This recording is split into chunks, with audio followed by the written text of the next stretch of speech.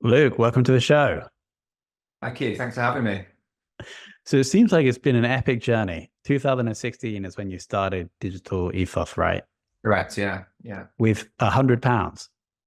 Literally £100 invested. Yeah. Yeah. That was just enough to get the sales engine going. Well, started at least. Yeah. I was going to say, was that like the website or was that like some software to send cold emails? It was basically for outreach. Yeah. Cold emails. And I mean, we'll tell the end now, but I want to understand how you were able to do this.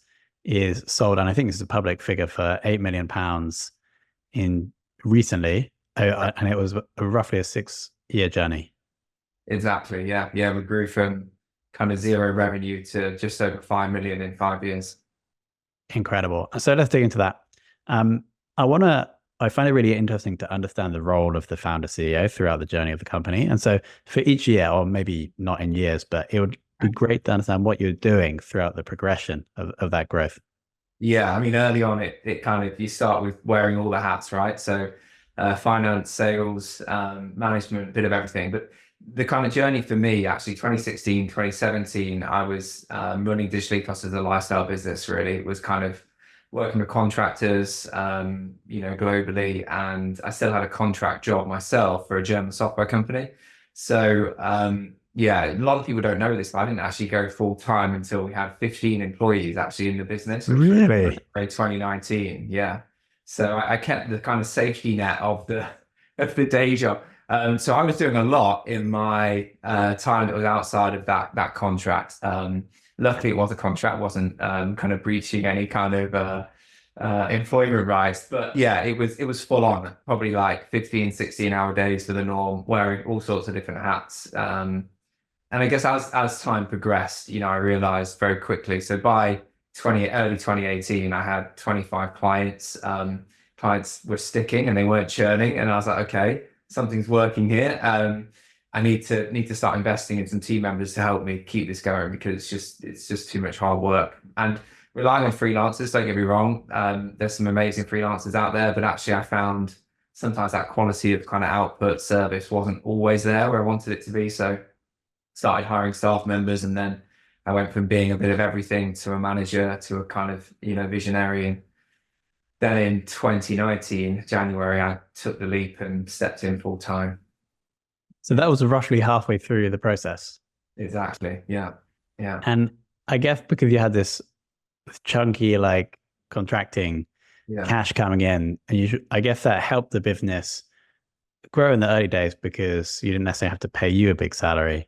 Yeah, it helped a lot actually. I didn't take any money out until 2019. I mean, even that year, very modest. I had a bit of savings, so very modest. And everything we made actually in the first, 3, 4 years was completely reinvested back into the business. So, whether that was staff, training, tooling, whatever it might have been. So yeah, everything helped towards the kind of the growth engine that we are trying to build.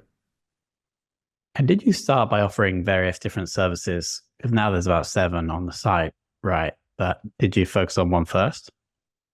Yeah, I would say SEO was probably the breadwinner early on. Although we've always advertised from the early days that we could do everything. Although it was mainly because of freelancers coming in and filling the gaps, and we were able to do that. But SEO was the kind of core competency in house. I had some experience in it from a previous agency. I understood what good SEO looked like. So I was at least able to kind of manage that, critique that with the freelancers. And then when we started to hire staff, we started to fill in the blanks effectively. So we brought in someone for the paid media, then we started to bring in social media, and we just started to fill in the gaps. I think looking back now to where we are compared to where we've been, yeah, we were kind of scrambling in the early days to make it work. And I always talk about it because we were kind of doubling and some years tripling in size. We just didn't have the processes in place to manage the staff coming in or the clients. So yeah, it was interesting, that's for sure. A few sleepless nights. I can imagine. If we think about, let's say in the UK, this is probably conservative, but maybe like 100 marketing agencies were started in that year. Yeah. And you guys probably had like a top 1% outcome. What do you think it was about you guys that enabled that to happen? So I think there was a little bit in the kind of the formula. I mean, if we talk about agencies in general, I think there's 26,000 or so in the UK. So basically marketing is commoditized these days, isn't it? It's very hard to differentiate between SEO and PPC from one firm to another. I think really what separates it and what we tried to focus on was alignment to the customer. And what I mean by that is in the early days, I would go and physically spend a day or so on site with every new client that we signed. So actually go into their business, act like an employee would on that first day, ask all the silly questions, understand who you go to for what, who makes the tea, who does, and just really integrate in, go out for lunch, go out for dinner with the team, and become a kind of a cog in their system. And that philosophy we carried on, and we still carry on in many ways to this day. And it meant that certainly in the first 2 or 3 years, we just didn't have any churn. Clients, the industry average for churn is like 40, 50% a year. It's scary numbers, actually, when you start looking at the whole industry. And we couldn't churn clients. And actually, I wish that was still the problem now, because as you get bigger and you scale, and, we do churn clients now, unfortunately, from time to time for different reasons. But back then we just didn't. And actually, that was really the secret sauce. And also the team members, those early team members. A lot of people talk about finding your tribe and finding the right people. I think we had a lot of the right people, but even if we had a few of the wrong people, they'd stayed. And actually, just by having consistency for clients as well, that helped with that retention. So we went from kind of, next to no revenue. I think I was doing 100, 150K revenue with a freelance setup, to 2018 when I started hiring staff, to getting close to, 800K, something like that. And that next year when I went full time, we finished at just over 2 million. So it was these huge jumps in revenue that happened really quickly because we were able to hold staff but hold clients really well. I totally agree with you. Like, a business is so much easier to grow if you retain the customers.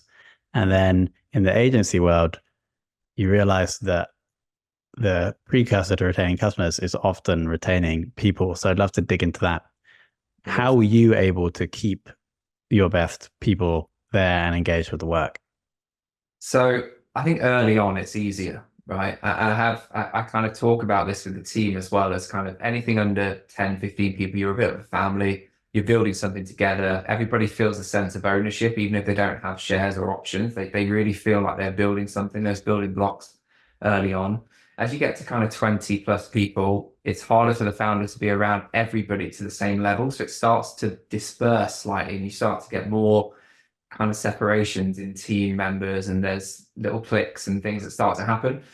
So I think actually, the thing that worked really well initially was just that sense of ownership and giving people a chance to really run with ideas. And there was no good or bad or silly ideas. Everything was plausible and everything was kind of, on the table. And I think that really helped to empower people and keep the good staff members.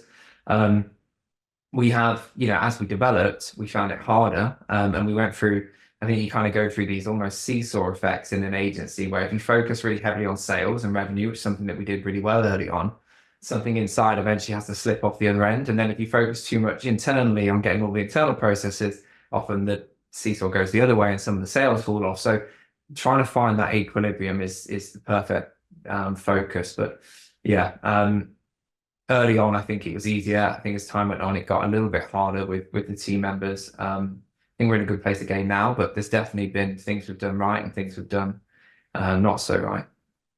Were you more suited to pushing the seesaw on the sales side or the ops side? I definitely I think you have to really look at, especially through the exit now, I've really looked back at like what worked for me and what was I good at. I think it's much more the sales, the commercial, the driving piece, the operations element. Early on, we were kind of scrambling to get right, and then really the way that that's matured and stabilized is by bringing in good people. There's so many better people than me for running that part of the business. That said, I've learned to enjoy it and I've learned to do it. I think you have to. But yeah, certainly the sales part early on. And were there anything special or exciting you were doing to bring in the clients? Obviously, we're keeping them for ages, and you can get inside, maybe sell one service, and then you have all the others to sell. So that's nice as well. But to bring in the new ones, was there anything interesting that you learned or are learning now? I mean, early on, it was we kind of would take anybody that would have us. It felt like, and then we kind of matured that very quickly and realized that actually we didn't want everybody. It didn't work that way, and we started to become better at certain things. I think any kind of SEO pitch early on, we felt really confident that we could win, so we knew we could deliver it really strongly.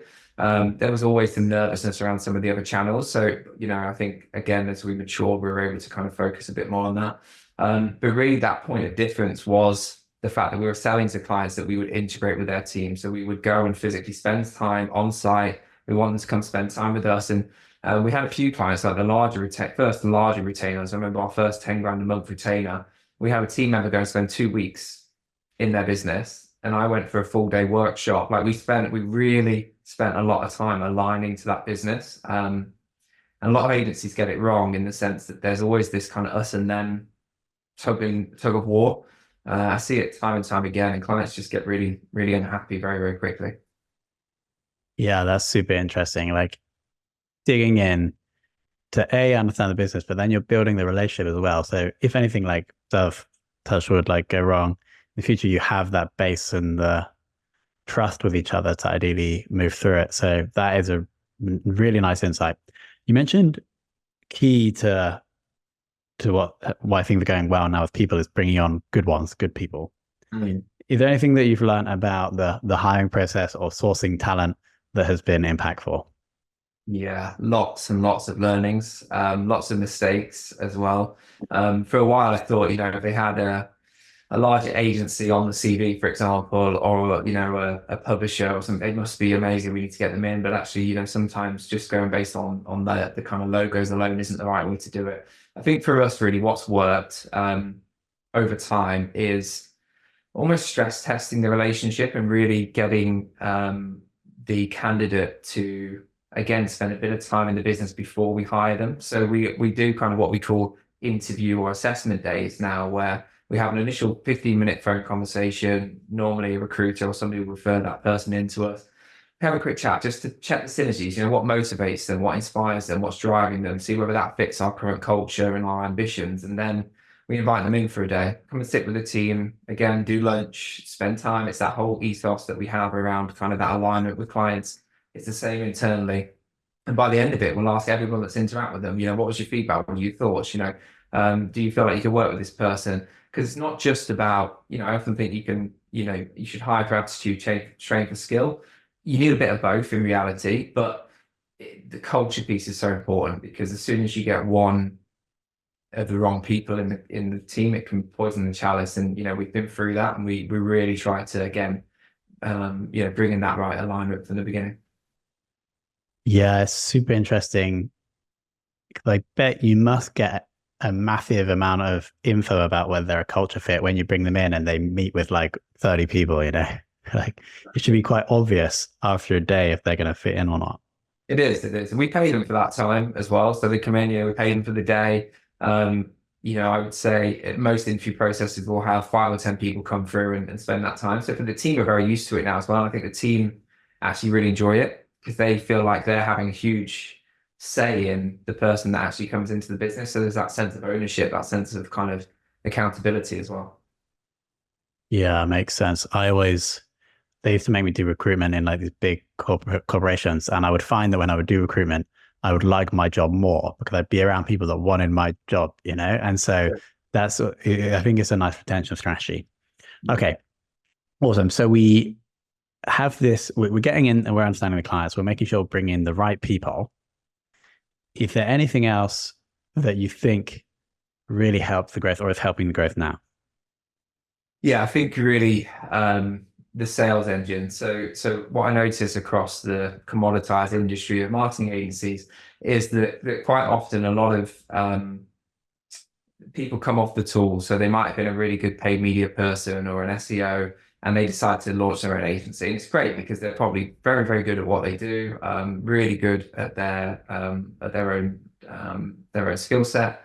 But then trying to build a business without the commercial or sales acumen is really difficult. So I think what we did from the very, very early days, and we continue it now, is invest very heavily in the growth engine. I'm a big believer that new revenue fixes all problems, if not most problems. So I think we really focus on that. And for an agency our size, we even here in, what we call EMEA now under Cadastra, but really the UK is the main focus still. 60, 65 people or so. It's fairly modest. The group is now 1,000 people. Um, that kind of focus of the team, I think we have 5 salespeople in a team of that size, whereas most agencies our size might have one. So that is a point of difference as well, and something that's really worked for us when it comes to revenue growth. Are they all doing outbound? They do a lot of outbound. Yeah. Yeah. Amazing. Any big like insights on making the outbound part work? Um, it's challenging to say the least, and I'm sure my guys are going to listen to this. So I will give them a pat on the back. They work relentlessly for it. And week to week, you get it. Sometimes you need a bit of luck, don't you? There's a lot of different tools, systems, automation out there, which has kind of made it even harder in many ways because everyone's so kind of fatigued. But going back to some basics, events, we actually started running some of our own events in the last couple of years. So we've done some kind of private invite type dinners with kind of e-commerce managers or whatever it might be, marketing managers, directors from different brands that we want to associate with. That's been really successful, and actually doing that on that kind of personalized basis does work. We also put on a larger event. We had 160, 170 guests, some great speakers in London. So we're trying to think outside the box, but typical outreach, it is hard. It is hard. We supplement a lot of what the team are doing with, trying to generate as much inbound as we can as well. Makes total sense. Okay, so we get to, I believe, 2022, and then Cadastra come on the scene. Did you find them or did they find you? They found me, actually. Yeah. So it's interesting. In 2021, we did 2 acquisitions. We acquired a small kind of creative agency up in Manchester, 15, 16 years old. The director wanted to go off and do something else. It was a bit opportunistic, really. So we acquired that business, merged them into Digital Ethos.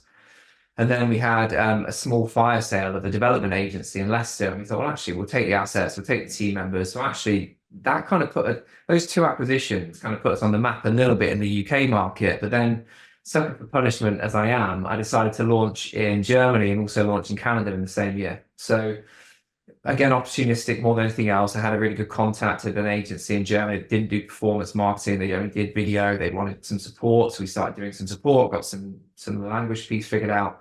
Before we know it, we had 10, 12 clients, which is great. And then launched in Canada. Those international dots on the map and the PR off the back of that actually attracted a lot of MMA attention. So I think we had, in 2021, early 2022, I had 3 or 4 offers from different agency groups. One was a large publishing company that wanted to step into marketing.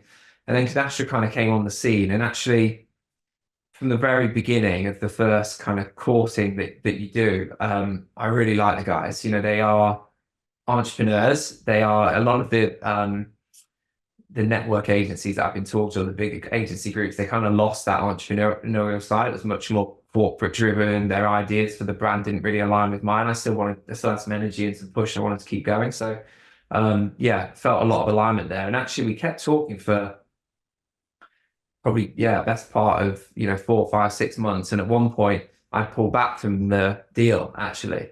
And then a couple of months passed and I just couldn't stop thinking about the alignment and actually that this could be the right time. So I went back to them. And was that a strategic move?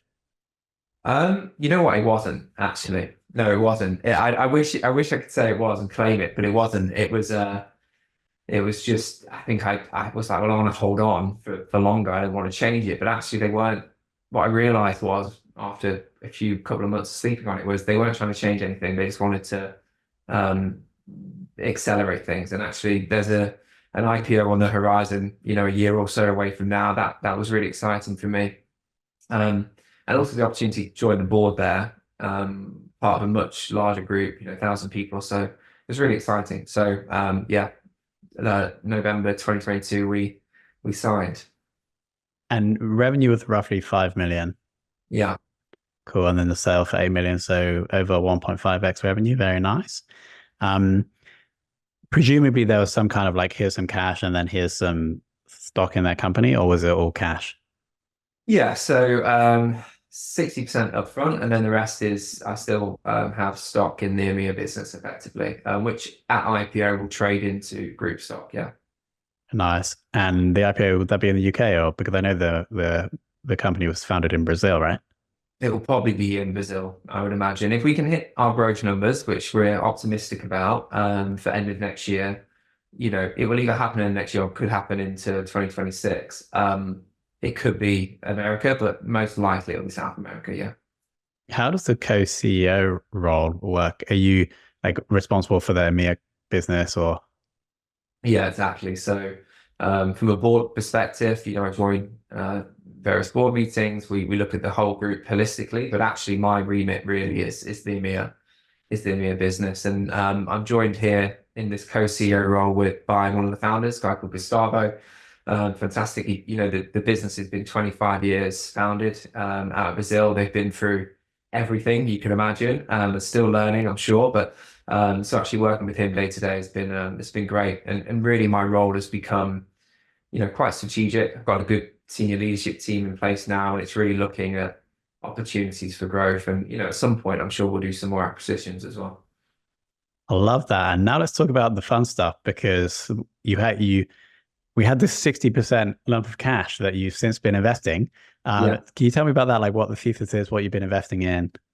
Yeah. So Tobin Capital, I launched probably 2 or 3 years before the sale, actually, before the exit. And initially, I actually was doing bits of free advisory work, just kind of keeping my entrepreneurial spirit going. Traded a little bit of time for equity. Started to deploy small amounts of cash, small tickets through EIS, SCIS.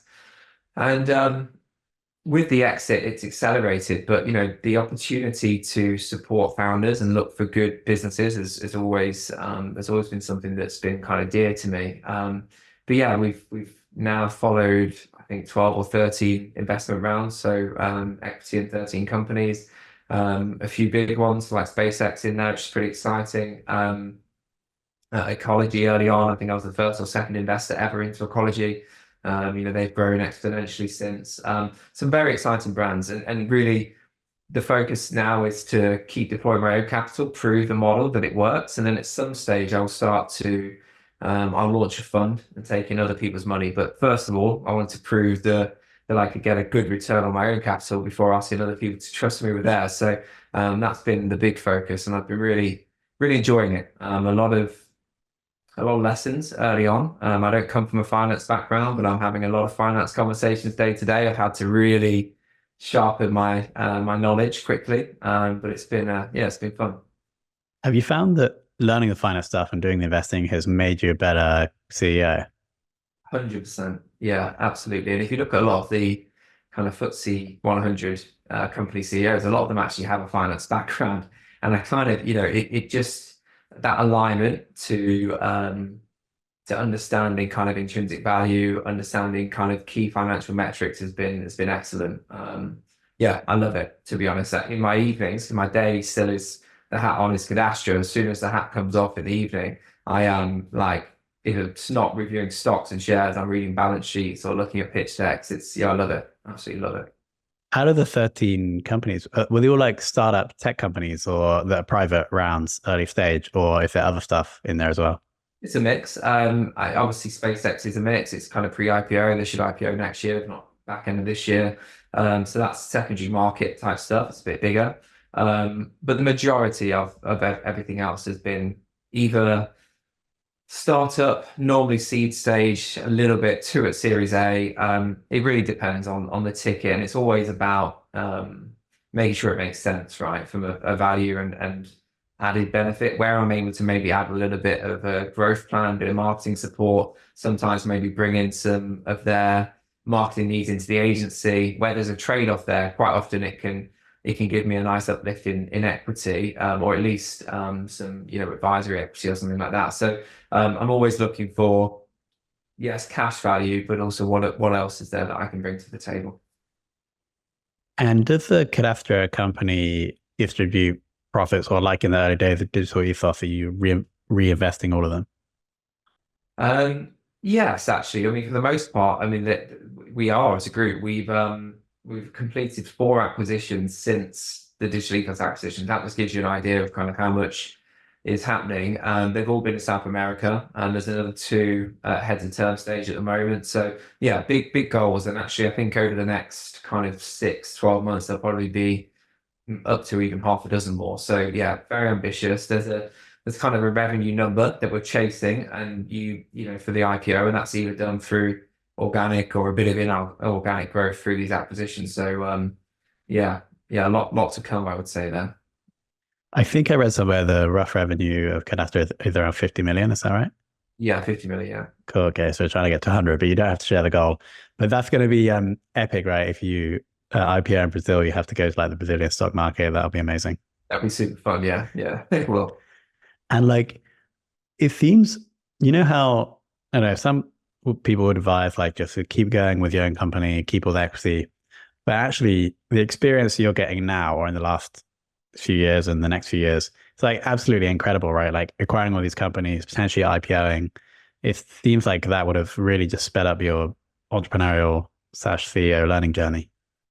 Definitely. To be honest, that was a huge part of the attraction for the Cadastra deal. It was the reason I stepped back initially was like, no, I can do it on my own. I've got to this stage already. Like, you know, I can keep pushing it. But yeah, okay, I could. It might take me another 10 years to get to where I could get to in 2 years by joining forces and working together. So I think for me, it's about continued learning, it's that opportunity. I have absolutely no regrets in making the decision to sell the agency and join Cadastra. So, and you know, a lot of people that you meet, I've had a lot of meals and conversations, sit downs with exited founders and exited agency founders.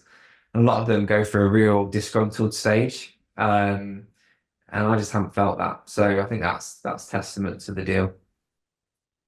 Epic. So we've got the Cadastra IPO, and we've also got the Tobin Capital investing. Anything else coming down the pipeline? Yeah, big focus obviously is the Tobin Capital piece.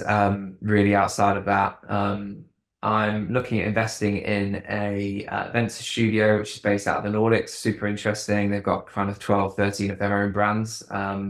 That a couple have already exited. So that'll be really cool. I'll join as like an investment partner there, pretty much a silent partner, but I think there's huge opportunity. So yeah, I'll share more about that kind of on socials ASAP, just going through due diligence now. A couple of other really interesting investments as well in Tobin Capital, which we'll share very soon. But again, quite big known brands.